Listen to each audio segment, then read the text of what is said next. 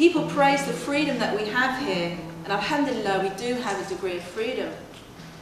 But look at the state of the people. Are they really free? Do they really understand what real freedom is? As far as I can see, a worldly life is not a real life.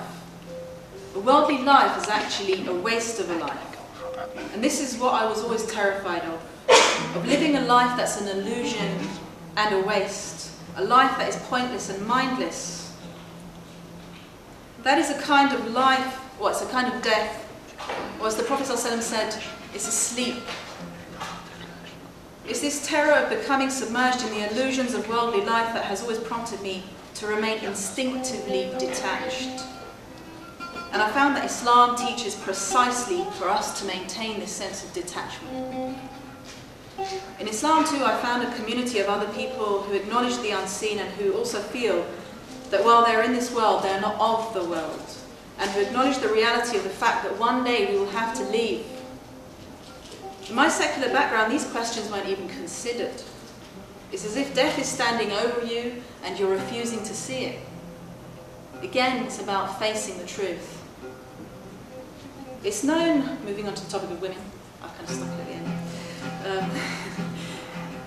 It's known that majority of converts in Islam around the world are women, and while academics have written books on this, it rarely gets acknowledged in the mainstream media.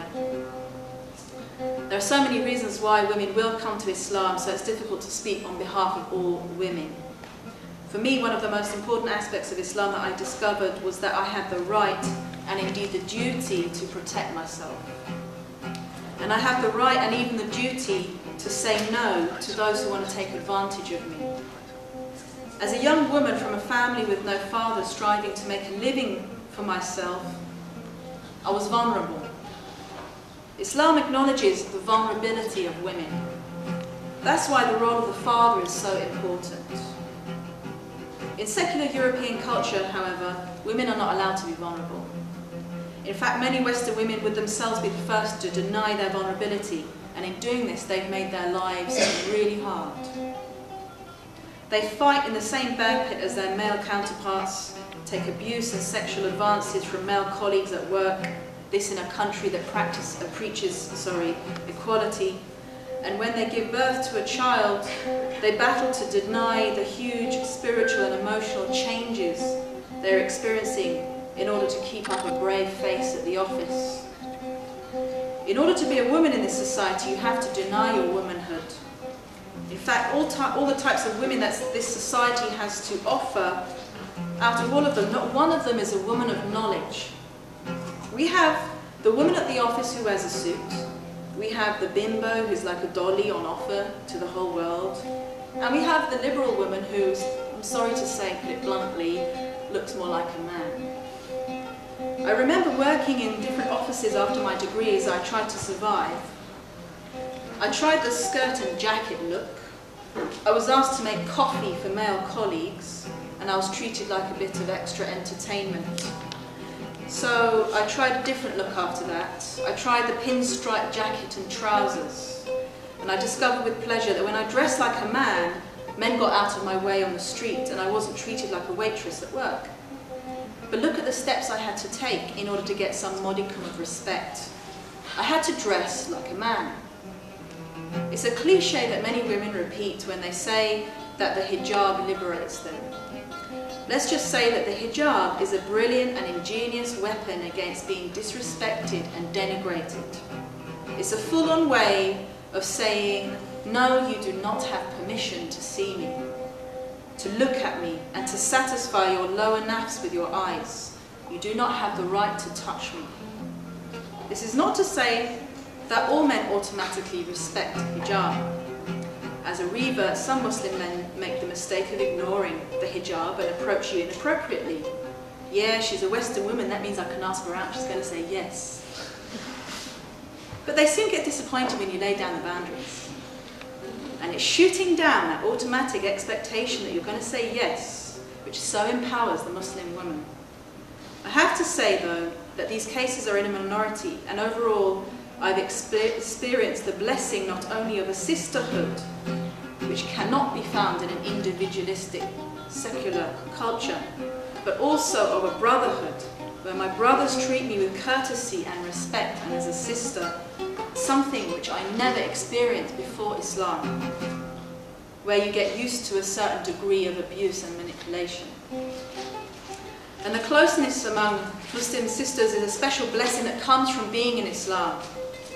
I still literally feel a sense of joy when I pass a sister on the street who I don't know and we exchange a greeting and a smile. And that greeting and smile means many things. We're both living simultaneously in the chaotic, aggressive environment of the city and at the same time within the sacred sanctuary of Islam. After 9/11 and 7/7, this brought on extra significance, as I'm sure you also experienced. After 9/11, a lot of the sisters didn't go out, but a few of us still had to.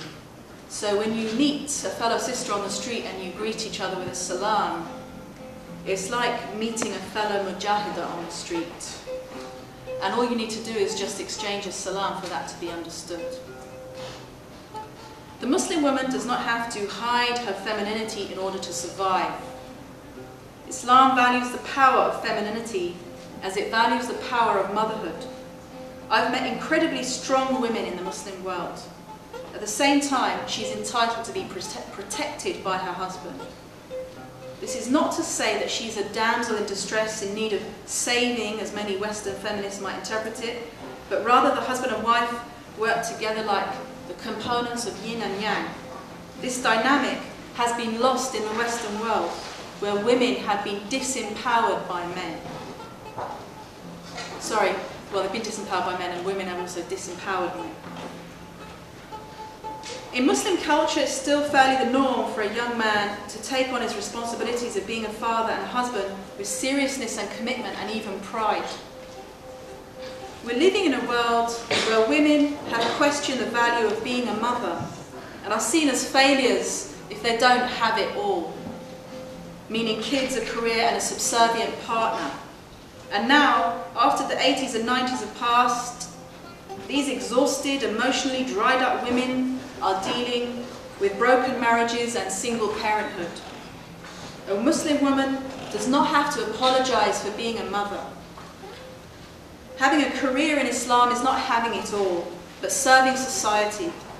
And what we find in the Muslim community is many women who are respected as mothers and who serve the community in many ways that are not glorified in the Financial Times. One of the greatest blessings of being in Islam too for a woman is that we are religious and spiritual beings. First and foremost, we're a soul which is passing through the temporary life. Islamic history is full of women scholars, as we know, who have taught men and initiated them into the realms of sacred knowledge. A woman is appreciated and respected for her spiritual light. Islam restores a woman to her fitrah, to her true nature as a human being, which is a soul with special gifts to offer the world. Islam enables the woman to transcend the limitations of this realm. A part of her is always attached to the unseen. She relies not on the ever-changing, conflicting definitions of what she should be. Instead, she draws her strength from the timeless aspect which has been created by the one reality, that of her humanity. Islam allows and enables a woman to perfect herself with self-respect and dignity and to remain independent of everything except Allah subhanahu wa ta'ala. And I'm going to draw to a close here because I know that long talks make people sleepy. So, Allahumma salli ala Sayyidina Muhammadin wa ala.